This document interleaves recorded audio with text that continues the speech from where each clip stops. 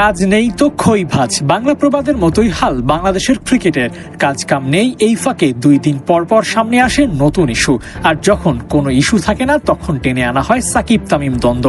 ব্যাস, তাহলেই ব্যবসা রমরমা।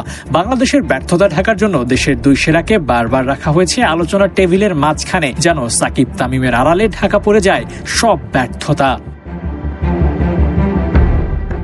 কদিন আগে আরব আমিরাতের বিপক্ষে বাজেভাবে হারা সিরিজ নিয়ে যখন আলোচনার বিষয়বস্তু হওয়ার কথা, তখন চলে আসে সভাপতি বদলানোর খবর। পাকিস্তান সফরের মাঝেই বদলায় বিসিবি বস। আরব আমিরাত সিরিজের কালো অধ্যায় ঢাকতে এই ঘটনা ছিল যথেষ্ট, কিন্তু সেটিও তখন পুরাতন হয়ে যায়। তখন 2 বছর আগের ঘটনাকে কেন্দ্র করে চলে আবার নতুন নাটক। কে কাকে কি বলেছে বলেনি সেসব নিয়ে আলোচনার টেবিল আরো একবার গরম হয়ে ওঠে। ক্রিকেট পাড়ায় তখন সাকিব তামিমের পুরনো ইস্যুও মাথাচাড়া দিয়ে ওঠে। কেবল আড়ালে থাকে পাকিস্তানের বিপক্ষে 3-0 ব্যবধানে হারা সিরিজের খবর। আরব আমিরাতের বিপক্ষে ব্যর্থতা নিয়েও খুব একটা আলোচনা হয় না। এ যেন ওই কথাই সত্য, বাংলাদেশের ক্রিকেটে খেলার থেকে ধুলা বেশি।